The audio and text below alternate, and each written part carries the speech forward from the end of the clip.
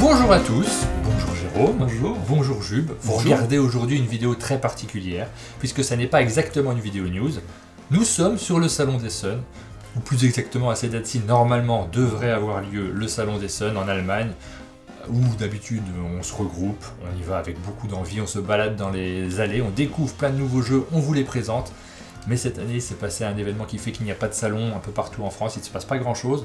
On avait quand même envie de se réunir, on avait quand même envie d'avoir cette effervescence. Donc on a organisé notre propre petit salon d'Essen, chez nous. Essen sur Loup en fait. Oui, c'est un peu ça, dans le Doubs. Donc on a mangé de la saucisse ce midi, on a testé toute une série de jeux qu'on a découverts, qu'on a récupérés, donc des jeux qui vont sortir, donc c'est vraiment des avant-premières. Et on s'est dit qu'on allait se regrouper. De ce fait, cette vidéo, on la réalise dans les conditions du direct, comme on l'aurait fait si on avait été sur Essen. Vous auriez vu des vidéos dans lesquelles on se regroupe en général dans nos chambres d'hôtel, dans des situations avec un éclairage qui n'est pas terrible, avec un discours parfois qui n'est pas très travaillé non plus. Et on fait le bilan de tout ce qu'on a vu pendant la journée sans aucune incrustation. Et là, je préfère prévenir directement les gens qui nous retrouvent pour la toute première fois. Habituellement, nos vidéos sont magnifiques, il y a des tonnes d'incrustations partout, vous voyez toutes les indications sur les auteurs, le temps de jeu. Allez voir les autres vidéos, c'est vraiment une très belle chaîne. Là, il n'y a rien du tout, c'est complètement chiche. On est dans un studio, mais on met rien, puisqu'on est dans les situations. Même pas une ambiance visuelle, rien. Mais j'ai une lumière là qui fait une ambiance, et Jube voulait absolument qu'on ait une ambiance chandelle, mais pas sur cette vidéo, sur une autre. Dans la deuxième, voilà. Sur le mérite. Peut-être au début de la deuxième, on mettra l'ambiance chandelle. On va faire 2 vidéos. Cette première vidéo, on l'enregistre le samedi. Je vais essayer de la mettre en ligne directement pour vous partager les premiers jeux sur lesquels nous avons pu jouer. Et on fera une deuxième vidéo qu'on mettra en ligne demain. On n'est pas en direct. On n'est pas tout à fait en direct, non. Non, on n'a pas encore la fibre. Elle devrait arriver, hein. Ils l'ont installée dans la rue devant chez moi. En fait, la fibre arrive. Comme s'il y avait le décalage horaire par rapport à Essen, donc ça arrivera dans 1 heure. Voilà, c'est ça, à peu près.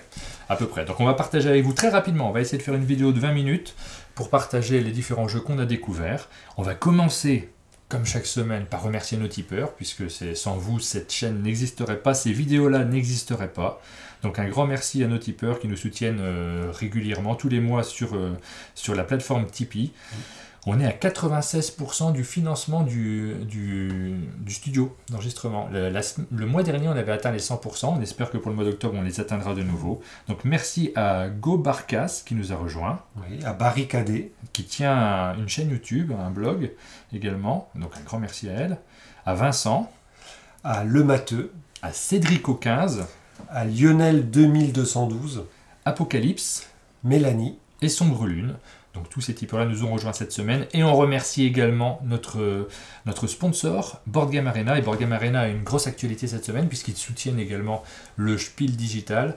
Et sur Board Game Arena, c'est particulièrement intéressant puisque vous pouvez jouer directement sur la plateforme à toute une série de jeux qui sont arrivés cette semaine spécifiquement.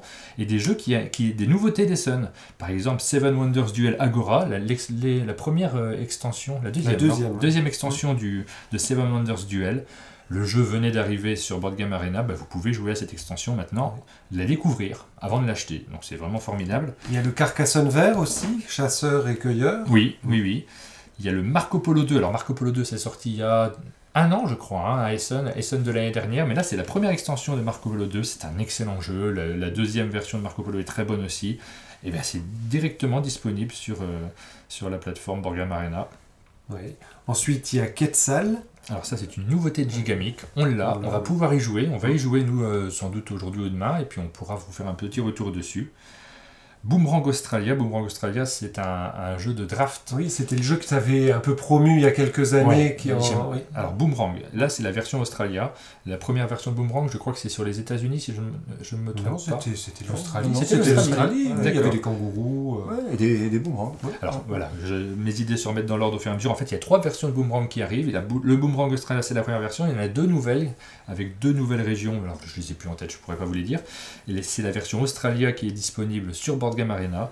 Et c'est un jeu de draft and write. Donc on peut écrire sur une fiche après avoir drafté des cartes. Et j'aime beaucoup ce jeu. Je ne voulais pas présenter sur la chaîne, mais on le fera probablement à l'avenir parce qu'on aime beaucoup ce jeu. 2 autres nouveautés qui sont arrivées récemment. The Crew, qui a gagné le Spiel. Oui, un jeu de pli coopératif qui est, je trouve, une vraie réussite. Ouais, je ne sais pas comment ça marche sur Board Game Arena. Là, j'avoue que je suis curieux. Je n'ai pas essayé, hein, mais comme les interactions entre les joueurs autour de la table sont assez importantes, je me demande comment ça marche sur une version numérique. Et puis, Turn the Tide, est-ce que tu connais ce jeu ? Ça me dit quelque chose. Alors moi je pensais ne pas le connaître et en fait on m'a rappelé que j'y ai déjà joué. C'est un jeu dans lequel on fait des plis, on a une main de carte, on réalise des plis avec sa main de carte et après à la manche suivante, ta main va au joueur suivant. Donc Non, on connaît les cartes de son partenaire et j'ai un excellent souvenir de ce jeu-là. Je me souviens pas du nom du jeu mais je me rappelle très bien des règles, donc j'y ai déjà joué et c'est très bien. Ça se joue à partir de 3 joueurs, c'est disponible sur Board Game Arena, c'est un classique. Si vous ne le connaissez pas, allez-y. On a fini avec notre sponsor. On va passer au cœur de cette émission. Alors, il y a les sorties, effectivement. Oui. Il y a, comme chaque semaine, il y a toute une série de sorties qui arrivent en boutique. Ce sont les jeux dont on va vous parler également dans ces 2 émissions. On va en citer quelques-uns. On fait la moitié. Ok, on fait la moitié. On cite la deuxième moitié des sorties de la semaine dans la 2e émission, la partie 2 de cette vidéo news spéciale Essonne. Alors, cette semaine arrive en boutique Mysterium Park. Dilemme Express.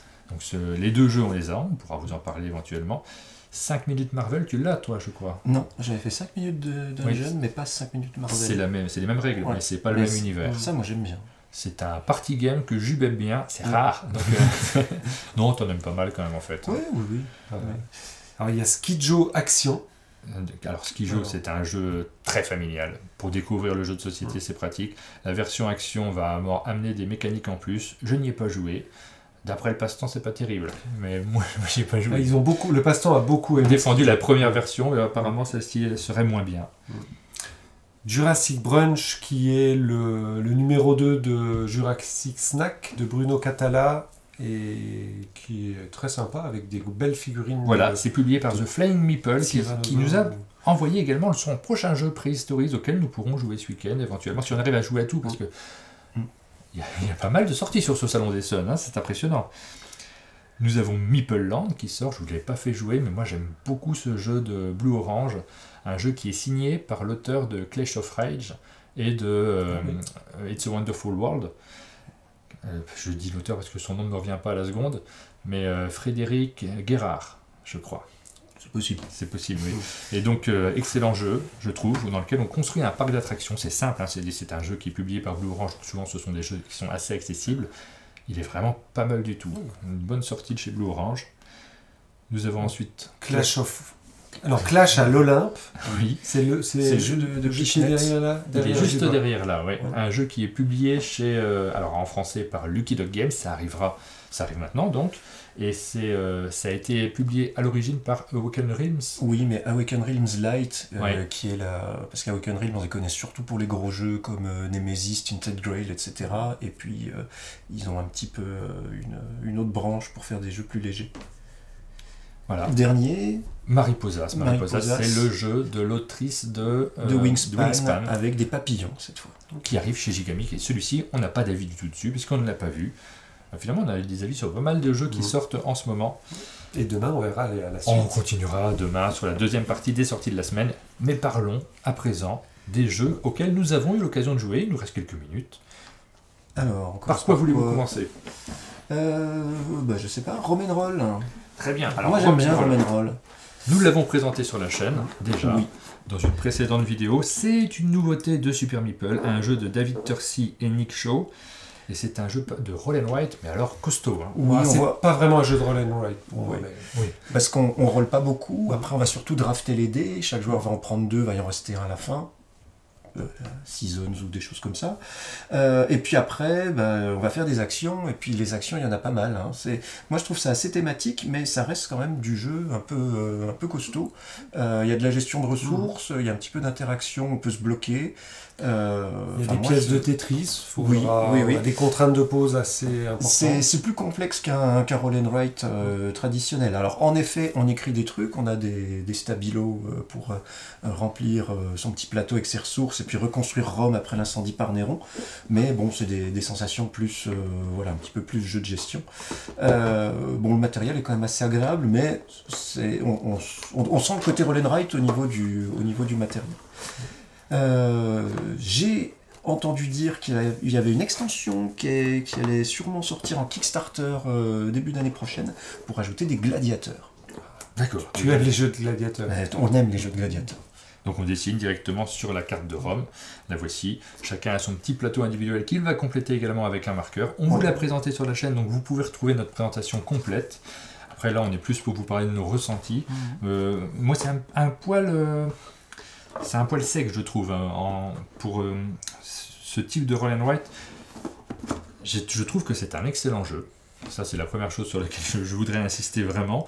Et après, c'est pas celui que je ressortirai en premier. En termes de mécanique, je préfère en fait que ça soit quand c'est pas roll and write justement, quand on a tout le matériel, quand on peut s'amuser à utiliser des tuiles pour pouvoir poser les villes. Donc c'est pas celui que je préfère dans cette catégorie gros jeu, de gros jeu de gestion. Je crois que toi t'as vraiment bien aimé. Ah, moi j'ai bien aimé, ouais. Puis j'aime bien la symétrie entre les différents personnages, hein. Donc il y en a 4 il est très différents riche, et 3 dans une petite extension. Non, on sent la différence entre les différentes manières de jouer. Moi, je pense qu'il y a une vraie courbe d'apprentissage, oui. Vu le score que j'ai fait à la première partie, j'espère. Mais ouais, moi j'ai plutôt bien aimé ce côté-là. Après, effectivement, c'est un peu décevant au niveau matériel. Quand on va moi je dirais pas décevant, mais enfin ouais. on compare toujours aux autres jeux. Donc moi quand je dis que je le trouve un peu sec, c'est par rapport aux autres jeux du même type, du même calibre. J'aurais tendance à préférer sortir ces boîtes là. Donc pour moi c'est pas le premier jeu, quand on dit toujours dans nos vidéos qu'il rentre ou pas dans notre ludothèque, c'est pas celui-ci que je mettrais en priorité dans notre ludothèque. Mais du coup on y a joué. C'est pas la première partie qu'on fait, donc en fait il ressort assez régulièrement. On passe au jeu suivant. Ouais. Tiens, parlons de Deadlines. Ah, très bien, Deadlines. Voilà. Deadlines, le nom fait penser à Timelines. Ouais. Et on va retrouver un petit peu la même chose. Hein. C'est exactement on va ça. avoir des gens qu'il va falloir classer dans la ligne chronologique. Là, le petit twist, c'est qu'on a 3 lignes chronologiques. L'année de naissance, l'année de mort et la longévité, la durée de vie. C'est ça. Donc en fait, les personnages, il va falloir les intercaler comme ça. Alors, c'est assez... Non, c'est pas rigolo, comment dire.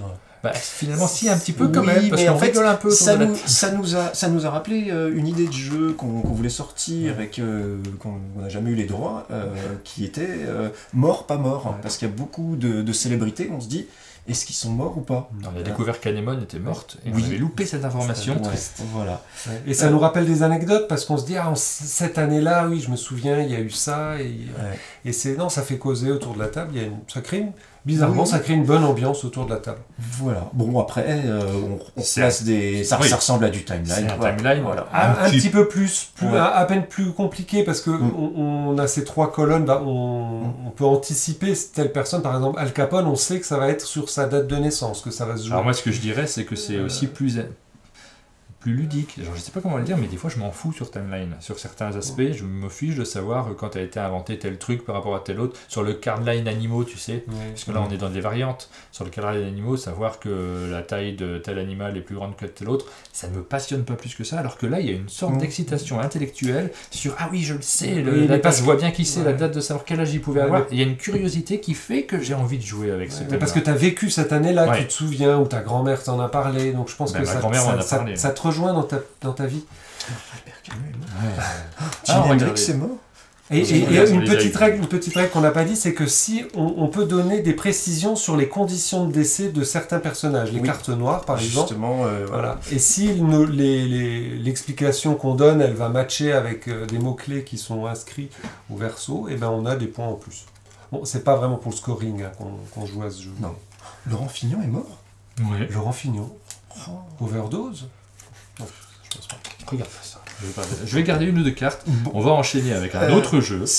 On retrouve les sensations de Timeline, mais non, c'est assez agréable de le retrouver. Oui, de le retrouver comme ça. C'est une bonne surprise. Voilà. Bon, après, les règles, dans les règles, les parties ont l'air assez longues. Hein. Oui, voilà. 36 cartes, ça nous a paru un petit peu beaucoup. Oui, nous on était très formatés au Timeline, donc on a fait une règle maison où on en fait un petit peu moins, et du coup, voilà. Très bien. Ah, Kitara. Enchaînons avec Kitara. Alors Kitara, c'est la vraie nouveauté de chez Yellow. Alors je dis la vraie nouveauté, mais c'est un jeu qu'ils ont développé. Ils ont 2 nouveautés ce mois-ci, Yellow. Ils ont Kitara et l'Antre de la Montagne. 3 nouveautés, parce qu'il y a King's Dilemma aussi qui arrive. Alors je ne sais pas quand exactement, mais je crois que c'est ces jours-ci également. Mais celui-ci, c'est celui qu'ils ont développé, ce qui n'est pas le cas des 2 autres jeux. Et c'est un jeu de conquête très nerveux, très rapide. Et assez malin parce qu'on va jouer avec un système de cartes qu'on va poser devant soi qui permet à la fois de contrôler ce que les adversaires font et en même temps d'avoir un petit aspect intelligent dans le fonctionnement. C'est pas du risque, ça va un petit peu au-delà d'un simple risque. C'est un jeu rapide, hein, on joue en 20 minutes à peu près. Quand tu nous l'as présenté, tu nous as dit c'est le croisement entre 8 minutes pour un empire et Small World. Et ça donne une bonne idée. Oui, en fait, j'ai insisté là-dessus parce que j'avais peur que vous ayez une mauvaise idée du jeu en vous attendant à un vrai jeu de conquête, vrai. Il ne faut pas utiliser ce terme-là, un jeu complexe, et que vous soyez déçu. C'est le pire quand on déçoit quelqu'un en lui présentant mal un jeu sur ses intentions. Et là, c'est un jeu dans lequel on s'attaque tout le temps, mais où il n'y a pas d'implication à attaquer quelqu'un d'autre. Le twist, c'est qu'on ne tue pas les troupes, on les fait juste retraiter. Et comment est-ce qu'on peut perdre des troupes? C'est quand on contrôle plus assez de territoire, on perd des cartes et on perd le bonus, donc la population liée à la carte. Et dans ce cas-là, on peut se retrouver avec une population déclinante puis pouvoir un petit peu moins occuper le terrain. Donc ce côté-là, c'est assez sympa. Et du coup, ça sert à rien de taper sur quelqu'un. De toute façon, on va pas pouvoir l'exterminer. On va juste pouvoir. Donc c'est de la prise de territoire, de contrôle. C'est assez plaisant. Puis surtout, on va dire une demi-heure.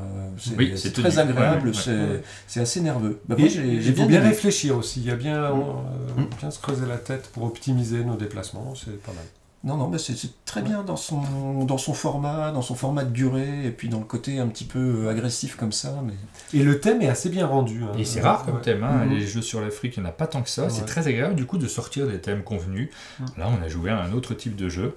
Kitara, c'est un jeu, j'en parlerai pas davantage parce qu'on va vous le présenter sur la chaîne. On a réalisé une vidéo, il reste à la monter, et on la diffusera très rapidement sur notre chaîne. Et Yellow, c'est planté, je pense, puisqu'ils nous en ont envoyé 2. Ils m'ont envoyé un pour faire la présentation et j'en ai reçu un hier, donc j'ai 2 jeux. Et justement, je me suis dit, on pourrait le faire gagner. Alors, pas à vous qui nous regardez, ça ne m'intéresse pas du tout, mais je pourrais le faire gagner à l'un de vous deux. Donc, je vous propose, cette deuxième boîte, d'essayer de deviner l'âge de la mort de Laurent Fignon.